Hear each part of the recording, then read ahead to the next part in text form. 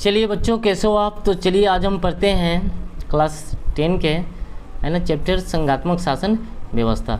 तो आपको पता होना चाहिए कि संघात्मक शासन व्यवस्था किसे कहते हैं। तो संघात्मक शासन व्यवस्था का मतलब होता है जब सरकार को दो भागों में बांटकर चलाया जाता है। सरकार को दो भागों में बांटकर चलाया जाता है, उसे हम संघात्मक शासन व्यवस्था कहते हैं। यानी कि पहला होता है केंद्र और दूसरा होता है राज्य। केंद्र और राज्य दोनों को यानी कि अलग अलग बांट दिया जाता है और सरकार को चलाया जाता है, उसे हम संघात्मक शासन व्यवस्था कहते हैं। तो केंद्र में जो हो गया मेरा, याद रखिएगा, आपने सुना होगा CBI IB ये सब होते हैं, तो केंद्र के होते हैं। बिहार पुलिस ये सब कौन होते हैं, तो राज्य के होते हैं। तो इतना तो पता चल गया कि देश दो भागों में बटा हुआ है और देश को चलाया जाता है, उसी को संघात्मक शासन व्यवस्था कहते हैं। क्वेश्चन नंबर 2 है कि एकात्मक शासन व्यवस्था किसे कहते हैं। तो एकात्मक शासन व्यवस्था एक ऐसी व्यवस्था है, ठीक है, जिसमें सारी शक्ति एक सरकार के हाथ में होती है, यानी कि केंद्र के हाथ में होती है और वही देश को चलाता है, उसे हम एकात्मक शासन व्यवस्था कहते हैं। क्या कहते हैं, तो एकात्मक शासन व्यवस्था कहते हैं। तो चलिए इतना चीज़ तो समझ में आ गया कि संघात्मक किसे कहते हैं और एकात्मक किसे कहते हैं, ठीक है। तो चलिए देखते हैं अगला कि संघात्मक शासन व्यवस्था की विशेषता बताएं। तो संघात्मक शासन व्यवस्था की निम्नलिखित विशेषता है। पहला क्या है, तो पहला है दोहरा संविधान। क्या है, दोहरा संविधान। तो संघात्मक शासन व्यवस्था के लिए दोहरे संविधान का निर्माण किया गया है। दोहरा संविधान के निर्माण का मतलब आप समझ ही गए होंगे कि इसमें यानी कि केंद्र और राज्य न लड़े, इसके लिए दोहरे संविधान का निर्माण किया गया है, यानी कि दोनों की बातों को रखा जाएगा, ठीक है, और जो होगा यानी कि दोनों के लिए अलग अलग नियम कानून बनाए गए हैं। अगला है स्वतंत्र न्यायपालिका। स्वतंत्र न्यायपालिका का मतलब समझ रहे ना, इसमें स्वतंत्र न्यायपालिका की स्थापना की गई है, जिससे राज्य और केंद्र के विवादों के बीच जो विवाद होते हैं ना, उसका निपटारा किया जा सके। इसमें कहा गया है कि जो न्यायपालिका होते हैं वो स्वतंत्र होते हैं, यानी कि केंद्र और राज्य अगर आपस में लड़ ले तो कौन गलत है और कौन सही है, कौन गलत है और कौन सही है। तो इसके लिए हम क्या करते हैं, स्वतंत्र न्यायपालिका का निर्माण किया जाता है कि जो भी फैसला सुनाएगा वो केंद्र और राज्य को मानना पड़ेगा। अगला है संविधान की सर्वोच्चता। तो संविधान सबसे ऊपर है, केंद्र या राज्य कोई भी इसकी अवहेलना नहीं कर सकता है, कोई भी इसके नियम को नहीं तोड़ सकता है, तो संविधान को सबसे ऊपर रखा गया है। तो एक चीज़ तो समझ में आ गया कि संविधान को सबसे ऊपर रखा गया है। चौथा है संस्कृति का अधिकार। तो राज्य को अपनी संस्कृति, लिपि, भाषा बनाए रखने का पूरा अधिकार है। अब हमारा बिहार राज्य है, अपनी एक अलग संस्कृति है, तो हम तो अपनी संस्कृति को बनाए रखते हैं, कोई रोक टोक नहीं सकता है। तो याद रखिएगा, सबको अपनी अपनी संस्कृति को बनाए रखने का अधिकार है। चलिए अगला क्वेश्चन है संघात्मक शासन व्यवस्था प्रणाली के गुण बताएं।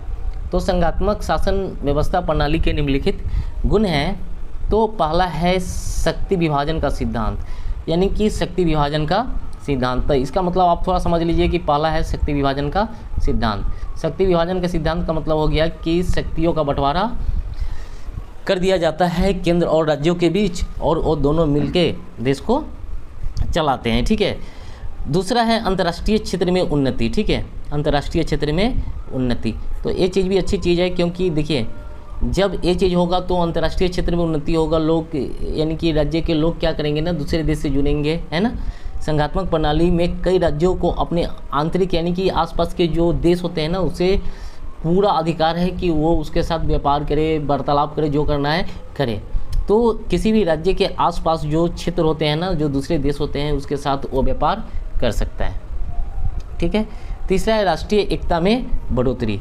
क्या, राष्ट्रीय एकता में बढ़ोतरी। तो याद रखिएगा, राज्य सरकार और केंद्र सरकार, राज्य सरकार और केंद्र सरकार मिलकर जो काम करते हैं, जिससे राष्ट्रीय की एकता में बढ़ोतरी होती है, यानी कि राष्ट्र का विकास भी होता है और राष्ट्रीय एकता में बढ़ोतरी भी होती है, ठीक है। तो जब दोनों साथ मिलकर काम करेंगे तो विकास तो होगा ही, ठीक है। अगला है निरंकुश का अभाव। निरंकुश का अभाव, इसका संविधान लिखित और कठोर होता है, जिससे जनता और सरकार दोनों को भी अपने यानी कि गलत तरीके से उपयोग करने का अधिकार नहीं दिया गया है। कहने का मतलब कि भारत के लोग संविधान जो है ना, उसकी अवहेलना नहीं कर सकते हैं, यानी कि जो भी चीज़ लिखा हुआ है उसको मानना पड़ेगा, उसके अनुसार उसे चलना पड़ेगा। तो चलिए चारों टॉपिक तो क्लियर हो गया, हम अगला क्वेश्चन पे चलते हैं। संघात्मक शासन प्रणाली के दोष बताएं। तो गुण हमने पढ़ा था, अब हम दोष पढ़ते हैं कि इसके दोष बताएं।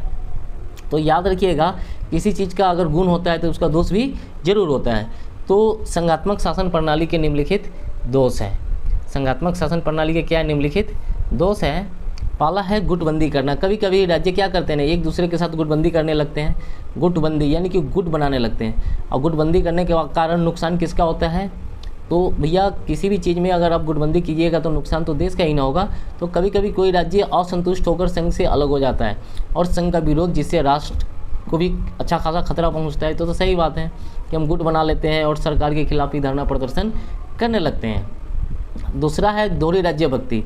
संघात्मक शासन में ये तो शुरू से चलता आ रहा है दोहरी राज्य भक्ति। दोहरी राज्य भक्ति का मतलब आप समझ रहे हैं ना? इसमें कहा जाता है कि एक आदमी को ये परिचय देना पड़ता है कि भैया कि हम राज्य के लिए भी ये काम कर रहे हैं और केंद्र के लिए भी काम कर रहे हैं। यानी कि वो राज्य का आदमी भी है और संघ का आदमी भी है, यानी कि केंद्र का आदमी भी है, और वो दोनों मिलके यानी कि दोनों के हिसाब से काम को करता है। तो दोहरी भक्ति इसमें आपको देखने को मिल जाएगी। कठोर शासन प्रणाली, इसमें संविधान की जितनी भी प्रणालियाँ होती है वो कठोर होती है। याद रखिएगा, इसमें संविधान की जितनी भी प्रणालियाँ होती है सारी की सारी कठोर प्रणाली होती है, और इसे लागू भी किया जाता है और इसका पालन भी करना पड़ता है। तो देखिए इस टॉपिक को, संविधान की जितनी भी प्रणालियाँ होती है वो कठोर होती है और इसे लागू किया जाता है और इसका पालन भी करना जरूरी होता है। अगला है निर्बलता। ठीक है, क्या है निर्बलता? तो प्रोफेसर डेसी कहते हैं कि एकात्मक की तुलना में संघात्मक काफ़ी कमज़ोर होता है क्योंकि इसके शक्ति का विभाजन हो जाता है। यानी कि कुछ प्रोफेसर का मानना है कि इसमें शक्ति के विभाजन होने के कारण ये कमज़ोर हो जाता है, और कुछ का मानना है कि नहीं ये मजबूत हो जाता है क्योंकि ये टुकड़ों में बट जाता है। बटने के बाद लोगों की समस्याएं उन तक पहुंचती है। तो किसी का मानना है कि सही होता है, किसी का मानना है कि ये गलत होता है।